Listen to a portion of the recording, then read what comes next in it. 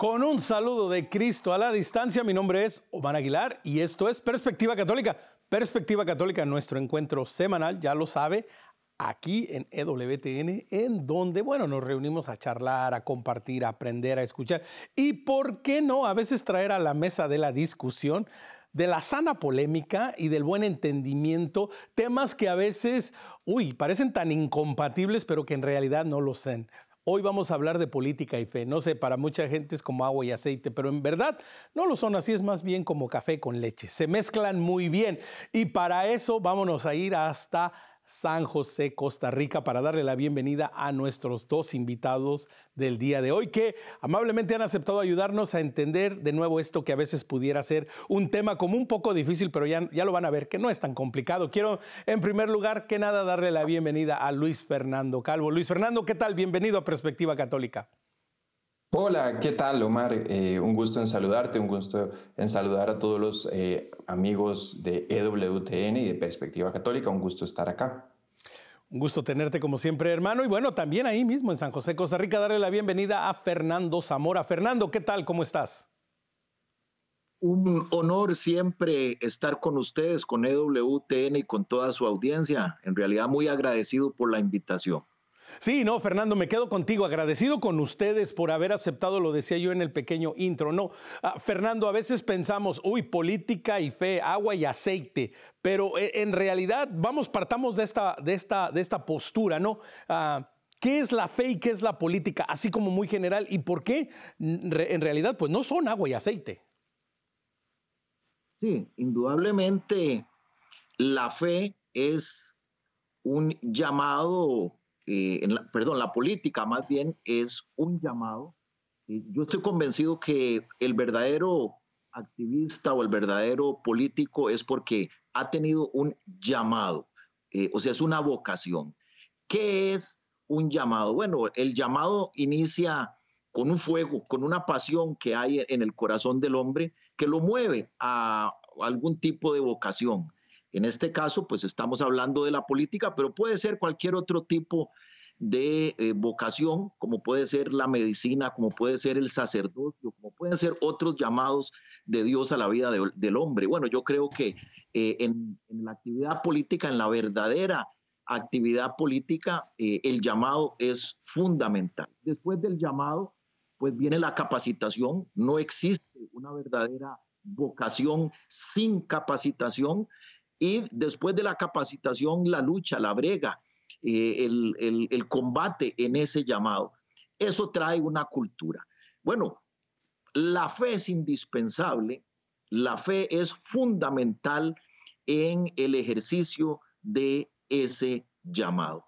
Si es realmente una verdadera vocación política, si es una verdadera vocación en el campo que sea, es fundamental la fe en este llamado. Probablemente un llamado que se ejerza sin fe se puede ejercer, pero se ejercerá de forma muy limitada.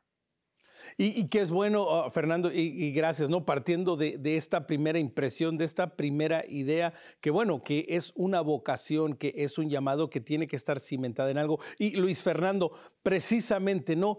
En nuestra actualidad, pues hay una frase que estoy seguro que no solo es de Estados Unidos, pero de alguna manera es hasta como universal, ¿no? Pues en reuniones e inclusive hasta en círculos de personas creyentes, ¿verdad? Siempre se dice, bueno, aquí no se habla de dos cosas, de fe y de religión, ¿verdad? Eso es como que el tabú, el tema tabú. Pero Luis Fernando, esa no es la realidad del verdadero creyente, ¿no? Eso no está alejado, ni es de nuevo, esta falta de presunción que la fe y la política son incompatibles, ¿no, Luis Fernando? Claro, Omar, habría que recordar, tal vez como para hacer una precisión, yo diría, Juan Pablo II habla en su encíclica Laborem Exercens y define la política como una prudente solicitud por el bien común, ¿verdad? Entonces yo creo que habría que distinguir y decir que, bueno, la política no la debemos entender los católicos solo como la política electoral, ¿verdad? Que muchas pasiones levantan, como bien estás anotando, sino que la política es en realidad la vocación social de todo ser humano y por supuesto de todo bautizado, porque nosotros los bautizados tenemos una peculiar obligación con el bien común, es decir, el bien de todos, ¿verdad? El católico no puede sustraerse a una vida privada, a una vida individualista, no puede seguir una perspectiva, digamos, ideológica, ¿verdad? Teniendo la gracia, el tesoro del Evangelio para guiar su vida social. Entonces, claro, y también, por supuesto, está esta dimensión política, electoral, ¿no? Que generalmente levanta estas pasiones y que, bueno, es un área específica del desarrollo de la vida política, de la vida social, y que deberíamos verla, digamos, con una lógica más de buscar el bien común, una lógica menos partidaria, con menos banderías, ¿verdad? Si se quiere, y decir, bueno, tratar de generar espacios de diálogo para confrontar posiciones que son opinables. Por eso dice Juan Pablo II, prudente solicitud por el bien común. Estamos en temas prudenciales, cómo resolver un problema económico, un problema social, un problema ecológico. Bueno, habrá distintas posiciones de vista y no podemos ponernos en estos campos necesariamente dogmáticos, salvo en los principios. Muy importante, los principios, ahí sí que no debemos ceder, por supuesto. Exactamente, y que Fernando, escuchando a Luis Fernando y haciendo eco a lo que tú decías, es ir planteando, Fernando, la postura y el entendimiento de que la política es un ejercicio a diario hacer, ¿no? Vea, eso que propuso o planteó Luis Fernando, yo lo resumo en una frase que para mí, pues, no deja de ser un principio a la hora del ejercicio de la actividad política, y es que nuestro llamado es a no politizar el evangelio, pero sí a evangelizar la política, que son dos cosas muy diferentes. Precisamente en mucho de lo que se refiere Luis Fernando, nosotros lo hemos visto en experiencias político-electorales, no solo en Costa Rica, sino en Latinoamérica en general, en donde muchas veces se ha usado de alguna forma la fe de los electores, la fe de los ciudadanos, para utilizarlos como un coto de poder político. Y eso a mí me parece que es politizar el evangelio. Por el contrario, como bien lo sostiene Luis Fernando, la responsabilidad de todo creyente que ejerce una vocación política es la de evangelizar la política, o sea, con el ejemplo y a través de la firmeza en los principios, sostener posturas claras que sean coherentes con la vocación o el llamado de vocación de servicio que, como bien lo ha indicado igualmente Luis Fernando, lo han manifestado incluso muchas encíclicas. Muchas encíclicas han sido contestes o coherentes en que la actividad política como una actividad de servicio, ¿verdad? Entre ellas la que él ha citado, Laborem Exercens, la vocación de servicio y la coherencia a los principios da testimonio de del cristiano en la actividad política, como sucedió a través de la historia con muchos políticos que al final resultaron políticos que dieron un ejemplo. Aldo Moro, Alcide de Gasperi, Schuman en Europa, en fin, el ejemplo es múltiple de hombres con una gran vocación política. Adenauer, perdón, se me escapaba ese gran político alemán de la posguerra, hombres de un gran testimonio que en lugar de politizar el evangelio, lo que hicieron fue evangelizar la actividad política con su testimonio, con la coherencia de sus principios, y yo creo que ese es en esencia el sentido de una verdadera actividad política cristiana. Y que precisamente, Luis Fernando, haciendo eco a este verdadero sentido de la labor del creyente, de la labor de la persona de fe, de la labor de la comunidad de fe dentro de la sociedad, debe por consiguiente incluir el bien mayor, ¿no? El bien general, no solo mi bienestar íntima, interior, familiar, comunitaria, pero esta tiene una dimensión que es, vamos, que es católica, que es universal. Y aquí es, Luis Fernando, en donde a veces puede haber un malentendimiento, ¿no? De como ustedes bien lo han ido aclarando. No se trata de hacer política, sino se trata de hacer el bien por este vehículo, ¿no? Por este medio, ¿no, Luis Fernando? Exactamente, Omar. Yo creo que uno de los grandes retos que tenemos es que la política se ha vuelto un área de despliegue profesional. Y con esto, digamos, lo digo en términos críticos, ¿verdad? Es decir, la política debe ser todo lo profesional que se pueda, pero las personas en los últimos tiempos han visto la política como una carrera, la política partidaria, la política electoral como una carrera personal para obtener cuotas de poder, para obtener dinero, para obtener influencia. Y como bien decía Fernando, la política es ante todo un servicio. De hecho, normalmente se habla de los que ocupan cargos públicos, se habla de servidores públicos, ¿verdad? Pero la realidad que vemos es que en la política, lamentablemente, lo que prevalecen son más los intereses personales, personalistas, el ego, digamos, el deseo de obtener el poder por el poder, ¿verdad? Y esto yo creo que es problemático, y esto es lo que lleva a desencantarnos con la política, porque la política es un ejercicio maravilloso.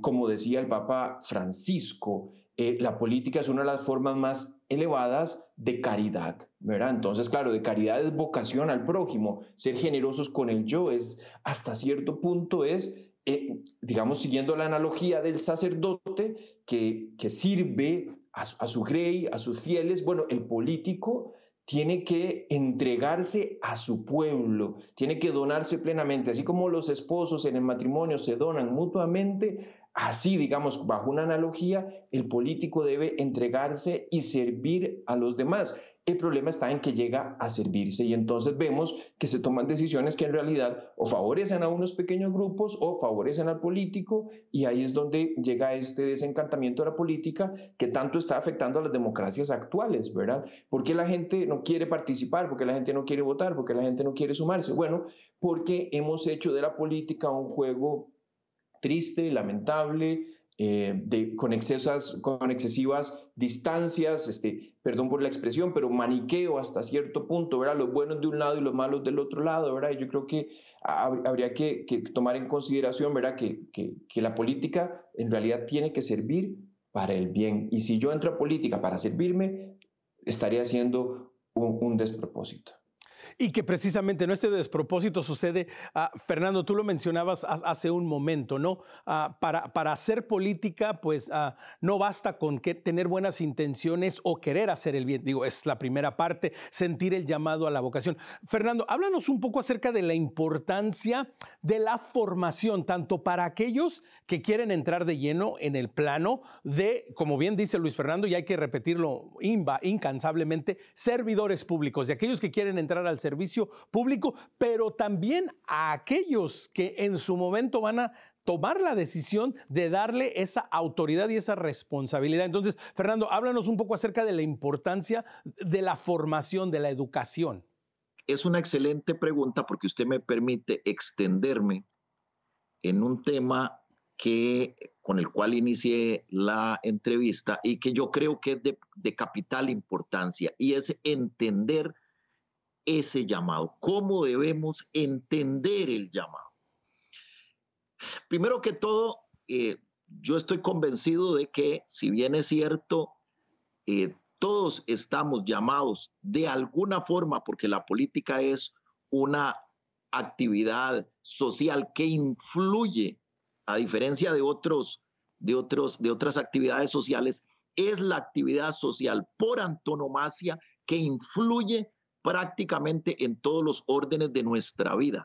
Entonces, de alguna forma, todos nos debemos informar sobre la actividad política. Ahora bien, no es lo mismo una participación básica como la que puede ser, qué sé yo, el día de las elecciones, simplemente ir a votar, para lo cual yo debo estar informado, claramente informado, porque el votante, el elector que llega a la urna sin una adecuada investigación de la figura o figuras por las cuales está votando, el asunto ahí está mal. Entonces debe haber una adecuada investigación básica por parte del votante, qué sé yo, de los programas de gobierno, de las biografías, de las hojas de servicio de los ciudadanos que aspiran.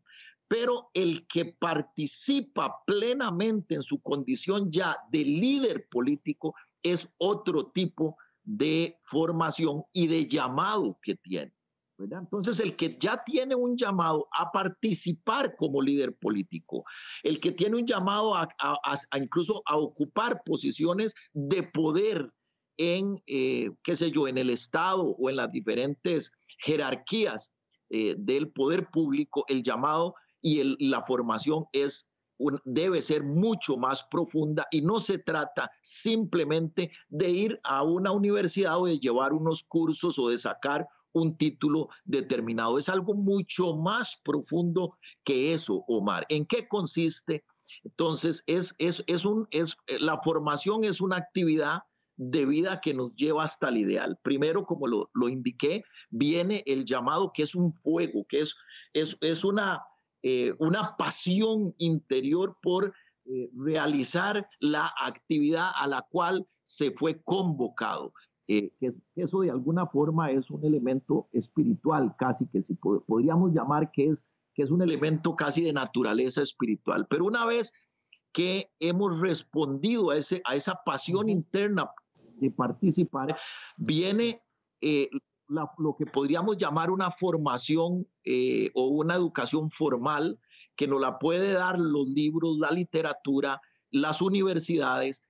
Después de esa vocación formal viene la lucha, o sea, el activismo en aquello para lo cual nosotros nos hemos capacitado. ¿Y a qué nos lleva finalmente el activismo? El activismo finalmente nos lleva a la cultura, o sea, a dominar la cultura, si en este caso si es política, a la cultura política, y la culminación del dominio de esa cultura es el ideal. El ideal es lo que nos permite mejorar, transformar esa cultura. Exactamente, y que Luis Fernando, haciendo eco, ¿no?, a lo que Fernando nos comparte, esta necesidad de solo no encontrar, quizás, no es que sean fácil, pero las maneras más cortas de llegar, entre comillas, ¿no?, a hacer política, a ser político, a tomar esta posición. Y en esta parte, Luis Fernando, la iglesia como madre, como maestra, la iglesia también tiene mucho que ofrecernos porque tiene un testamento milenario de precisamente preparar, de lanzar a aquellos que están llamados a ser servidores públicos, al bien común. Entonces, Luis Fernando, háblanos un poco, ya has mencionado, ¿verdad?, a San Juan Pablo II, Papa Francisco, pero la iglesia tiene un tesoro abundante de enseñanzas en todo esto, ¿cierto? Mar, totalmente de acuerdo, que dicha que lo mencionas. Yo estaba precisamente deseando que me preguntaras por esto porque es un tema que me parece que es esencial. Yo diría que en general los católicos estamos sentados sobre grandes tesoros que desconocemos, ¿verdad? Y a veces nos dejamos deslumbrar por cuestiones que son plena apariencia, ¿verdad? Estoy hablando en general de la mística, de los grandes autores espirituales, pero por supuesto también estamos hablando de esto que estás de alguna forma ya introduciendo, que es la doctrina social de la Iglesia. La doctrina social de la Iglesia es un tesoro hermosísimo que, como bien dices, inicia con la Iglesia, es decir, desde que hay evangelio hay doctrina social de la Iglesia. Lo vemos en los Hechos de los Apóstoles, ¿verdad? Y dice que los primeros discípulos lo tenían todo en común, ¿verdad? Y no le hacía falta nada a nadie, ¿verdad? Y había, digamos, una situación, digamos, de muchísima entrega al prójimo. Bueno, pero por supuesto, claro, esto que se llama doctrina social de la Iglesia, que es un cuerpo doctrinal sistematizado que, digamos, inicia con León XIII, inicia, digamos, con cierta formalidad desde el Papa León XIII, fines del siglo XIX, con la encíclica Rerum Novarum, y precisamente llega hasta nuestros tiempos, ¿verdad? Pero vemos Omar, que hay muchos católicos, y esto es un signo de preocupación, hay muchos católicos que se refugian en las ideologías y desprecian de hecho o implícitamente desprecian la doctrina social de la Iglesia. Y yo creo que esto es un error, ¿verdad? Hay católicos que se refugian en el liberalismo porque dicen que el marxismo es malo y en efecto el marxismo es problemático. Hay otros que se refugian en el marxismo y esto, como digo, en general es un problema porque los católicos deberíamos refugiarnos en la doctrina social de la Iglesia y de ahí, de este magisterio social, obtener luces para el ejercicio de la vocación pública, la vocación social. Menciono un ejemplo muy sencillo, muy claro. Hubo un economista alemán, F. Schumacher, que escribió un libro que es muy interesante, que se llama Lo pequeño es hermoso, y resulta que Schumacher era un hombre pues, que no era creyente, un excelente economista, que él inclusive conoció a Keynes y Keynes le apoyó para que estudiara en Oxford y para que hiciera investigación en Oxford. Y resulta que él leyendo, imagínense el nivel de economista, y él leyendo el magisterio social de la Iglesia, leyendo las encíclicas papales, no solo dice, esta es la verdad sobre la cuestión económica, sino se convierte él mismo al catolicismo. Entonces, claro, digamos, no deberíamos sentirnos los católicos como menos o menospreciados, porque más bien tenemos un acervo maravilloso que es doctrina social de la Iglesia y que debemos conocer. Hará falta que precisamente se difunda con más vehemencia, con más consistencia la doctrina social de la Iglesia. Y que precisamente, Fernando, haciendo eco a lo que Luis Fernando dice, no es que estamos sentados en un tesoro. La Iglesia que como madre, como maestra, como sabia que es, ve la actualidad, ve el mundo y ofrece una respuesta. Y a lo largo del desarrollo de la historia, la Iglesia precisamente entendió y comprendió, necesitamos ofrecer al mundo y a nuestros creyentes la posibilidad de actuar de manera efectiva. Porque, Fernando, a veces tristemente, como Luis Fernando lo decía hace un instante, y quiero enfatizar en esto, caemos en encajonarnos y pensamos que, bueno, espérate, soy católico, soy creyente, creo en el evangelio, pero eso no sirve para hacer política, lo tengo que poner de lado y me tengo que olvidar. Y Fernando, estamos perdiendo del conocimiento y de cómo todo esto nos puede ir formando, ¿no, Fernando? Bueno, indudablemente un buen político creyente, ¿verdad? Como bien lo ha indicado Luis Fernando, no puede desviarse con orientaciones ideológicas cuando tenemos, y lo ha indicado bien, un acervo, ¿verdad? Riquísimo en la doctrina social de la Iglesia, que va desde su primera doctrina social o su primera encíclica social hasta la última, que es Fratelli Tutti, del Papa Francisco, que inicia con Rerum Novarum, la primera de ellas, Quadragésimo Anno, en fin, muchísimas encíclicas que le dan una orientación a la actividad política desde una perspectiva ideológica de el cristianismo. Oye, Fernando, te quiero pausar aquí porque acabas de decir algo que es sumamente importante y me gustaría que hiciéramos un énfasis en esto, Fernando. Y la pregunta es directa. ¿Se puede ser buen político en nuestros tiempos?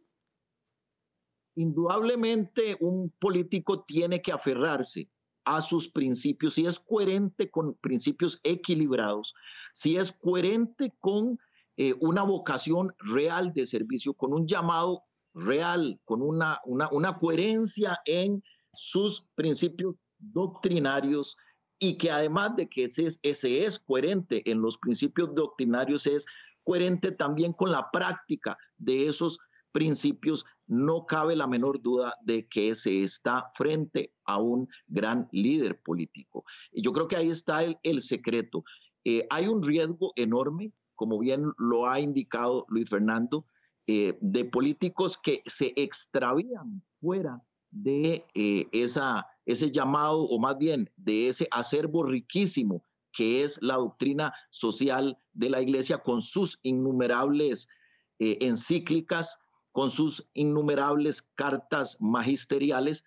Así que si hay una verdadera formación, si hay una verdadera investigación y si se apega el político a los principios que nos ofrece el magisterio de la Iglesia, yo creo que se puede ejercer, Omar, una excelente actividad política, un excelente liderazgo político así encaminado dentro de esos rieles.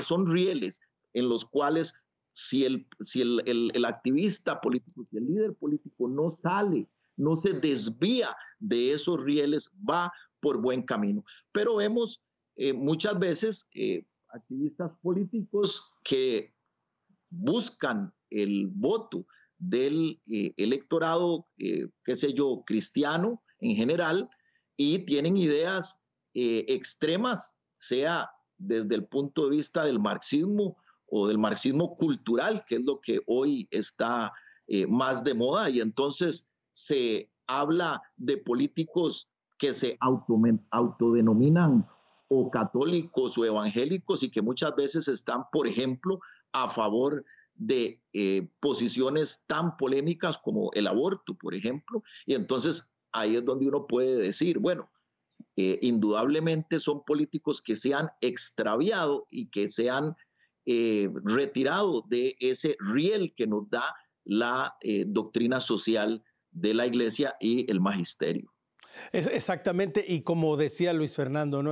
Un poco antes, ¿no? Para ir entendiendo que hay situaciones prudenciales en donde, por ejemplo, se vale debatir y puede haber una sana discusión, ¿no? Luis Fernando, no sé, un mejor sistema de salud, ¿no? Una mejor infraestructura para el país. Bueno, hay diferentes versiones y una puede ser mejor que de la otra, pero pueden ser debatibles, se ponen en la mesa y se comparten. Hay otros puntos que realmente son intrínsecamente en contra de la dignidad humana, por ejemplo, el aborto y temas de esta actualidad.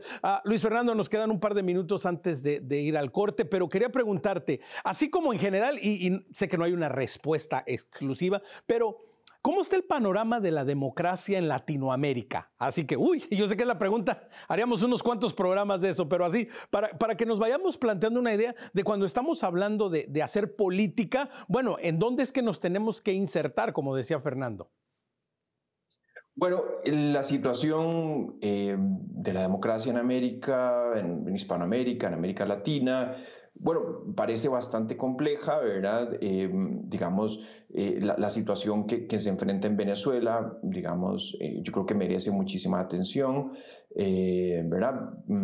Entonces, digamos, Nicolás Maduro ha dicho o ha amenazado con un baño de sangre. Esto, por supuesto, es muy preocupante, ¿verdad? Digamos, la situación de México se ve un poco compleja, ¿verdad? Habría que dar espacio para ver cómo se va desarrollando la presidencia de Claudia Sheinbaum. La situación en El Salvador me parece que también merece mucha atención. Honduras en general también, digamos, tiene una situación política muy, muy compleja desde hace muchos años, ¿verdad? Y sabemos que esto explica en parte los flujos migratorios hacia Estados Unidos, ¿verdad? Por supuesto, esto llama la atención. Habría que ver qué hace Colombia, ¿verdad? Y Gustavo Petro, ¿verdad? Que ha tenido una presidencia, digamos, conflictiva, ¿verdad? Con muchísimos retos internos. Por supuesto, hemos visto hace poco la desestabilización terrible en Bolivia, ¿verdad? Que hasta se llamó que estaba sucediendo un golpe de Estado, ¿verdad? Si volvemos la mirada al Perú, ¿verdad? Perú ha tenido una tremenda inestabilidad política en los últimos 5 o 6 años, ¿verdad? Entonces, digamos que la región experimenta, digamos, muchísima inestabilidad política y creo que digamos, se da la impresión, ¿verdad? Como que se están dando las condiciones para que emerjan, digamos, líderes autoritarios, ¿verdad? Líderes autoritarios, que esto me parece que sí es dramático y esto debe ser tomado en consideración. Y Luis Fernando, te lancé la pregunta, sí, ¿verdad? Justo antes del corte, porque precisamente hay una buena respuesta a todos estos grandes retos que vivimos en toda Latinoamérica, obviamente en Nicaragua y bueno, muchas otras partes también. Pero para eso lo vamos a invitar a que se quede con nosotros en esta charla de fe y política que estamos compartiendo, religión y política, cómo se mezclan, una charla muy nutritiva. Quédese con nosotros, recuerde, quiere conectar, escríbanos a nuestro correo electrónico perspectiva@ewtn.com, en Facebook, denos like y por favor síganos y compartan nuestro contenido, Perspectiva EWTN, y si a usted le gusta el podcast, nos encuentra en Spotify como Perspectiva Católica. No se vaya, volvemos en un instante.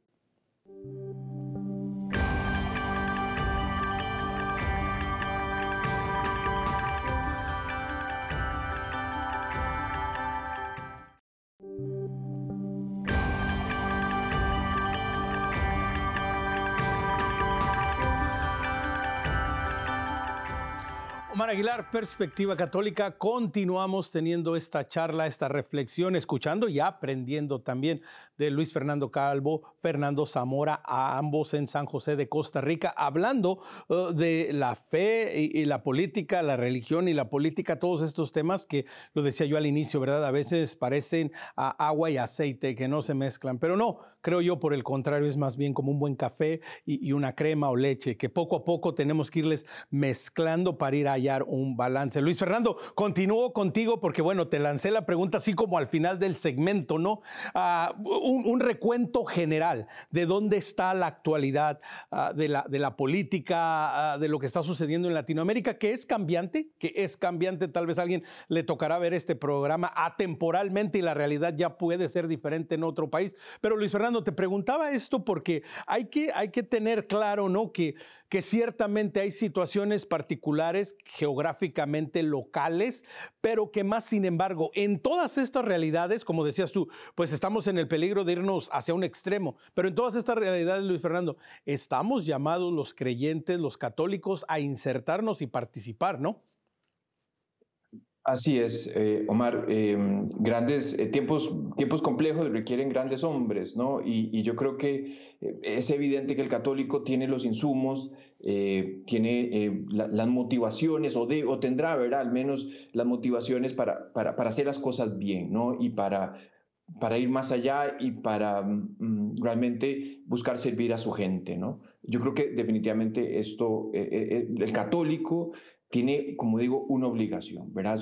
Todo bautizado tiene una obligación de ir y servir al prójimo como pueda, ¿no? Y como decía bien Fernando, hay vocaciones también, y también la política electoral es una vocación. Entonces, es definitivamente indispensable que los católicos busquemos la manera de participar, ¿verdad? Pero vamos a participar, cuando lo hagamos, debemos hacerlo por las motivaciones correctas. Los católicos siempre le pedimos a Dios: Dios, ayúdame a tener rectitud de intenciones, que mi propósito no sea servirme, sino que mi propósito sea glorificarte. Siguiendo el lema de San Ignacio de Loyola, ad maiorem Dei gloriam, ¿verdad? A la mayor gloria de Dios, ¿verdad? Y entonces, desde esta perspectiva, bueno, tenemos claridad de que los católicos podemos aportar mucho a la política. Precisamente yo quería también, Fernando en algún momento mencionó a grandes políticos europeos principalmente,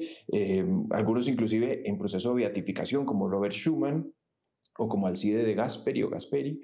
También hay uno que se llama Aristides Calvani, de hecho un venezolano que tuvo una participación importante como ministro de Relaciones Exteriores de Venezuela, y fue un artífice importante para los procesos de paz de Centroamérica, en aquellos tiempos en que Venezuela, digamos, tenía un papel muy preponderante en la región. Entonces, ejemplos en América también los tenemos, ¿verdad? De católicos que han sabido servir a su gente desde la política. Así que yo creo que este es el momento en que nos debemos sumar con mayor amor, pero amor por la iglesia también, ¿verdad? Porque el problema estaría en si nos montamos sobre banderas ideológicas, y esto es lo que yo quisiera decir, señores. No podemos asumir una bandera ideológica como si fuera la doctrina social de la iglesia, que la guía sea la doctrina social de la iglesia.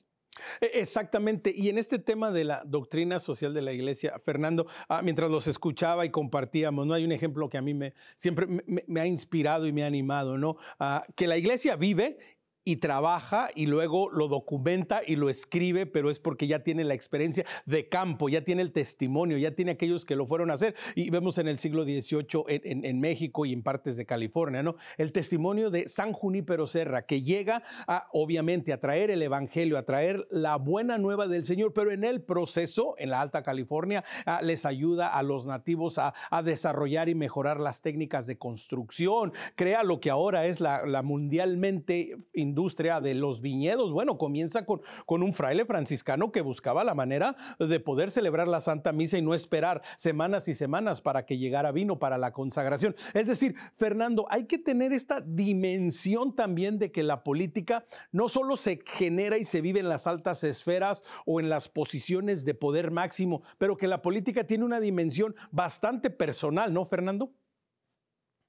Claro, hay una dimensión social también en que un buen líder político, si no la desarrolla, un apostolado, podríamos decir. La política bien entendida, Omar, es un apostolado, ¿verdad? O sea, es entregarse plenamente a una misión de vida, a una razón de ser, como lo hicieron los políticos grandes que he mencionado, Schuman, De Gasperi, bueno, y usted ha citado, en este caso, aquel gran misionero franciscano, Junípero Serra, que evangelizó todo lo que entonces era el norte de México y lo que hoy es California y las zonas del oeste de los Estados Unidos, y que bueno, de alguna forma era una labor social, no de carácter político, pero que si uno analiza, sienta las bases de la construcción de los estados y de las organizaciones políticas, porque al fin y al cabo, eh, si analizamos sobre qué está fundamentado, sobre qué están fundamentados los estados en gran medida, sobre todo los estados latinoamericanos, están fundamentados sobre la cultura judeocristiana. O sea, los cimientos, los fundamentos en casi todas las áreas es la cultura judeocristiana, y lo podemos ver incluso en lo más básico, como lo es el constitucionalismo de los estados en el mundo. Si analizamos cuál es el verdadero origen del constitucionalismo, que es lo que fundamenta prácticamente los estados nacionales democráticos, el fundamentalismo, el constitucionalismo no es otra cosa que la sujeción del gobernante, de la autoridad, a un poder superior que es la ley. Y eso, pues básicamente nace con el principio de la dignidad humana, que es un principio de naturaleza espiritual. ¿Cuál es ese principio? El hombre fue creado a imagen y semejanza de Dios, y a partir del hecho, de la realidad, del principio de que el hombre es creado a imagen y semejanza de Dios, que es un principio veterotestamentario, a partir de ese principio es que el hombre tiene dignidad humana, y a partir de ese principio el hombre es igual. La dignidad es lo que nos permite el principio de igualdad entre los hombres. O sea, es un principio espiritual, es un principio veterotestamentario, es un principio esencialmente judeocristiano, y ese principio de dignidad es la piedra angular sobre la que se fundamenta todo el edificio constitucional de Occidente, ¿verdad? ¿Por qué Occidente? Bueno, porque esencialmente Occidente es el orbe o el hemisferio que tiene todo su desarrollo a partir de Jerusalén y Atenas, como diría Habermas, ¿verdad? ¿Cuál es la piedra angular del desarrollo de Occidente? Bueno, pues Jerusalén y Atenas, o sea, todo el edificio doctrinario greco-latino de la democracia, junto con los principios judio-cristianos de dignidad humana. Por eso él se refiere a Jerusalén, refiriéndose a ese principio básico de dignidad humana, que es la piedra angular del constitucionalismo, junto con la democracia greco-latina. Entonces vemos, en síntesis, que en el fondo la actividad política es construida sobre un basamento, sobre un fundamento que es de naturaleza espiritual. Y que precisamente a Luis Fernando, escuchando a Fernando, ¿no? Haciendo esta referencia ciertamente, ¿no? El mundo helénico que nos dio la democracia, que nos dio este primer momento en donde el hombre se sienta a buscar el bien común, ¿no? Y a descubrir que, bueno, espera, también esto es un bien pasajero, ¿no? La política en sí, en su esencia, no es permanente ni tiene por qué convertirse, como tristemente ha sucedido en muchos casos en la historia, en algo totalitario, en alguien que tomas poder y es mío. Y exactamente, ¿no? Jerusalén, la fe, entender que somos ese imago Dei, esa presencia de Dios entre nosotros. Luis Fernando, para alguien que de pronto los está escuchando y dice, bueno, esto de la política parece sumamente interesante y creo que mi fe me está llamando a hacer política o a involucrarme en el bien mayor, ¿no? ¿Cómo se empieza a hacer política, Luis Fernando? Obviamente nace de una vocación, de un deseo por el bien mayor, pero ¿cuáles son algunos de los pasos de lo que puede hacer alguien? O si de pronto alguien que ya está haciendo política, ¿cómo puede hacer mejor política?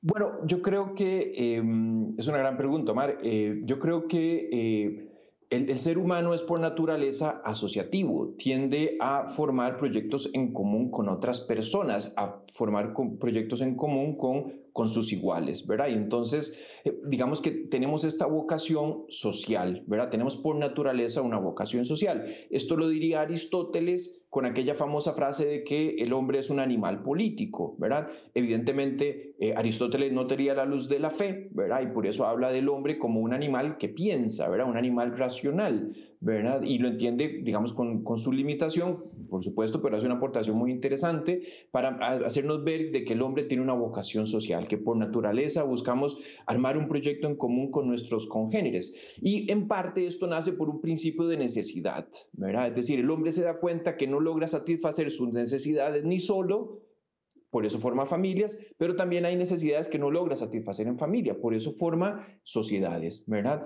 Pero también, por supuesto, por un principio de excelencia, no solo de necesidad, sino de excelencia, es decir, el hombre desarrolla su plena vocación en el encuentro con los demás, ¿verdad? Por eso hablamos de una vocación social. Ahora, ¿qué es lo que hay que hacer? Precisamente hay que darle cabida, hay que darle espacio, hay que echar a andar, hay que poner manos a la obra, esta vocación social del hombre, uniéndonos con otros, ¿verdad? Con el vecino, con el prójimo, con el familiar, para ver cómo mejoramos la situación de nuestro vecindario, de nuestra escuela, ver cómo participo en la junta del colegio, lo que llaman school board, ¿no?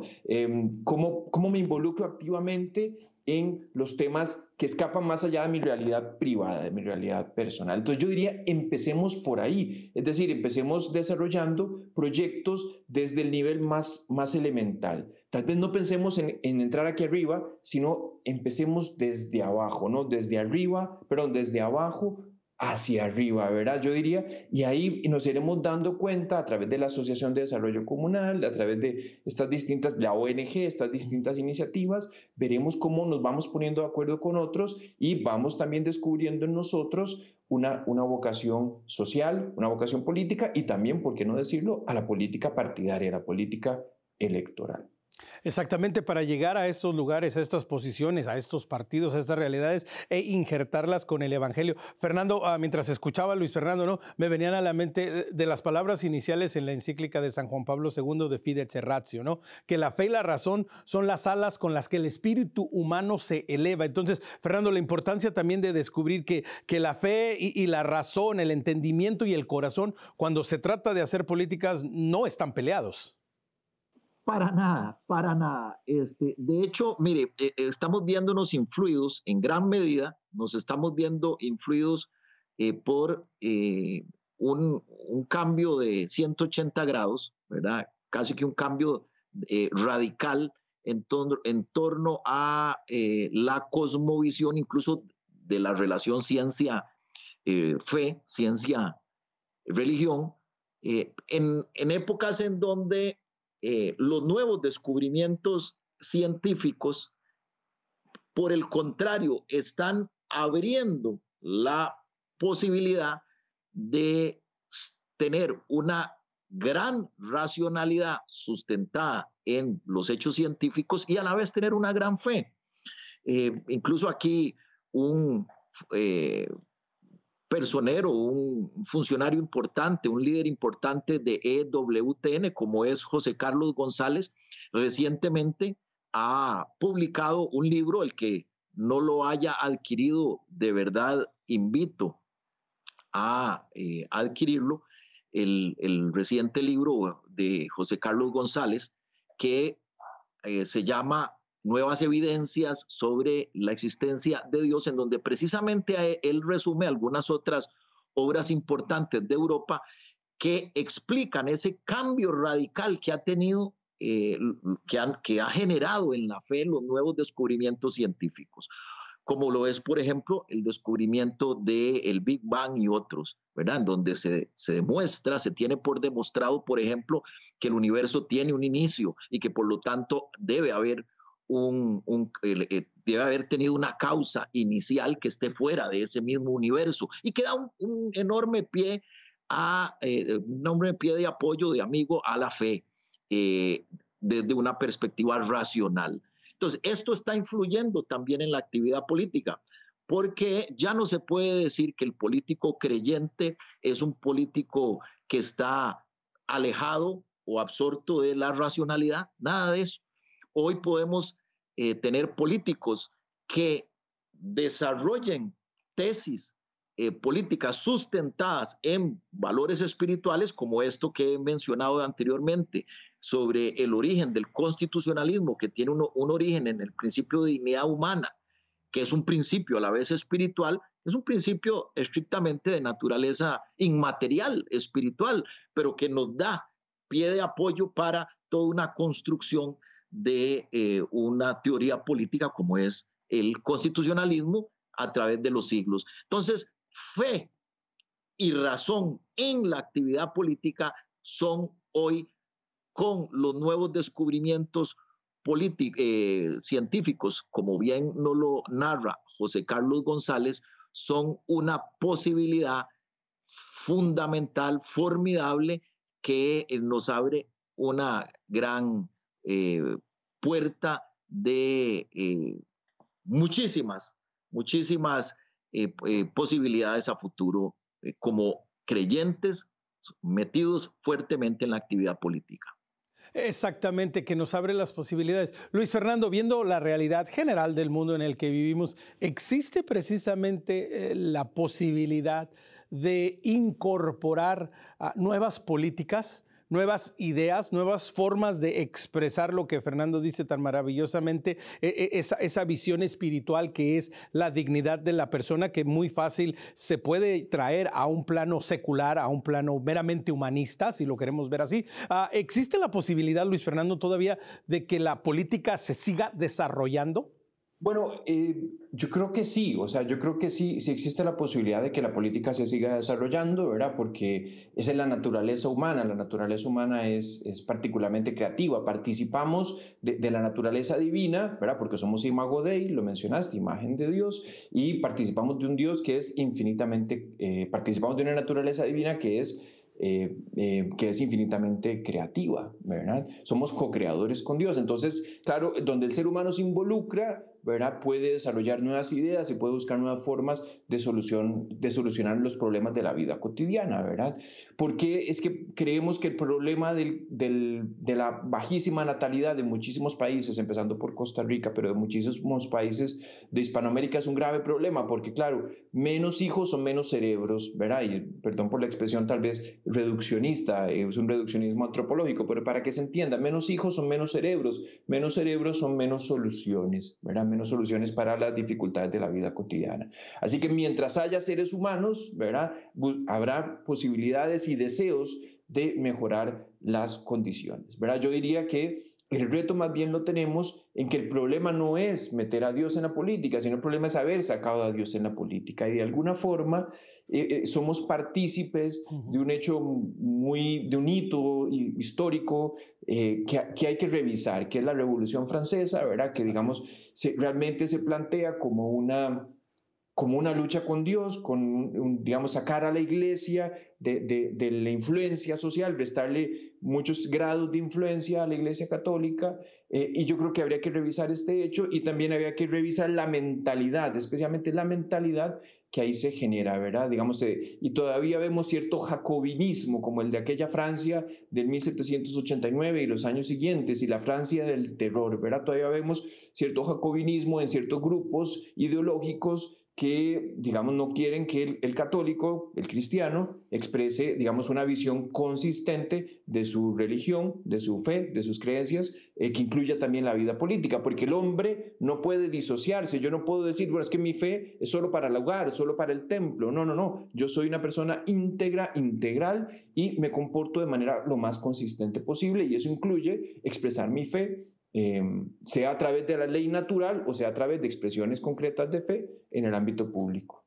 Exactamente, y Luis Fernando, haciendo eco a esto que mencionas, ¿no? Esa de las primeras 3 revoluciones que vivió Francia, que después tuvo que volver a la fe y que después tuvo que darse cuenta de que, espérate, es que aquí el problema no es Dios, aquí el problema no es que simplemente vamos a crear una sociedad sin Dios, en donde, bueno, se hicieron una serie de atropellos que no llevaron a ningún lado, ¿no? Cambiar los días de la semana, bueno, todas estas cosas, pero que tristemente todavía hoy en día alguien voltea y lo ve, oh, es que el iluminismo y lo que partió de ahí ha sido muy bueno. Entonces, la importancia de, sin duda alguna, conocer la historia, conocer nuestra realidad. Fernando, estamos en los últimos minutos, pero definitivo, ¿no? Quiero cederte la oportunidad, lo hemos estado haciendo, pero hacer esa invitación y ese llamado, sobre todo, creo en este momento, Fernando, a aquellos que ya lo tienen en su corazón, que tienen esa vocación de servicio, de, como lo dijeron desde el principio ustedes dos, de servidores públicos, a que se atrevan, porque el mundo, la iglesia y la sociedad necesita de más personas buenas que tengan ganas de hacer el bien, ¿no, Fernando? Mire, si yo creo que debe haber un mensaje final, Omar, de esta entrevista, es precisamente la invitación a los creyentes a participar, los creyentes en general, a participar fuertemente de la actividad política, sobre todo por los momentos en que estamos viviendo. Estamos viviendo una arremetida violenta de lo que el Papa Francisco y el Papa Benedicto XVI ha denominado un laicismo militante, que es algo que, como bien lo dijo Luis Fernando, se ha manifestado en diferentes etapas de la historia. Bueno, él citó aquella etapa del terror jacobino del siglo XVIII en Francia. Igualmente podríamos hablar del genocidio de sacerdotes y de religiosas en España en la primera mitad del siglo XX, que fue también un terror contra la fe en aquellos momentos y que finalmente derivó ese terror en un baño de sangre en la década de los años 30 en España. Pero estamos viviendo una corriente muy similar, pero desde la perspectiva cultural, ¿verdad? Que es una corriente además peligrosamente global y son momentos precisamente por esa razón, por esa amenaza que estamos viviendo, son momentos de involucrarse plenamente en la actividad política. Casi que es una actividad de resistencia ante lo que es una arremetida laicista radical, como lo indicará el Papa Benedicto. Exactamente, estamos viviendo ciertamente estos ataques que Luis Fernando a veces son muy susceptibles, pero que son constantes, que no descansan, ¿verdad? Que nos bombardean y que precisamente no es una guerra ideológica en donde, bueno, precisamente es al creyente, a la persona de fe, al católico, es en primer lugar hacerlo dudar de lo que cree para después mostrarle una falsa verdad que tiene que comprar, defender y después no dar hasta la vida por ello, porque es tremenda la situación. Finalmente, Luis Fernando, nos queda un poquito de tiempo, pero precisamente haciendo eco a lo que decía Fernando, la importancia y el hincapié en de que todos estamos llamados de una u otra manera a ser, no animales como dijo Aristóteles, a ser hijos de Dios políticos. Así es, así es. Totalmente de acuerdo, Omar. Esa es nuestra vocación. Claro, en efecto, no somos animales, felizmente, ¿verdad? Como decía Aristóteles, somos hombres de la caridad política, ¿verdad? Que la caridad política nos mueva, ¿verdad? Que el amor al prójimo, el amor a Dios, perdón, el amor al prójimo por amor a Dios, ¿verdad? Dios tiene que ser nuestro sustento, porque si no, al fin y al cabo, es una filantropía, es un altruismo que no sirve bien al prójimo. Digamos, qué es lo que tiene a su haber el católico? La verdad del Evangelio, que al fin y al cabo es la verdad del hombre, ¿verdad? Tenemos un argumento personalista de fondo, la verdad del hombre. Así que no tengamos temor, no tengamos miedo, no tengamos complejos de participar activamente en la vida política y social, porque lo que tenemos a nuestro haber, somos custodios de una verdad, y esa verdad es la verdad del ser humano. Pues con este consejo, con esta invitación los voy a dejar. No tengamos miedo. Recuerde, quiere conectar con nosotros, escríbanos perspectiva@ewtn.com. Facebook, dele like, síganos, comparta nuestro contenido en Perspectiva EWTN. Si le gusta el podcast, nos encuentra en Spotify como Perspectiva Católica. Luis Fernando, gracias mil por habernos acompañado por esta formación e información. Será hasta la próxima, pero mientras tanto recuerde que nuestra perspectiva siempre sea el amor.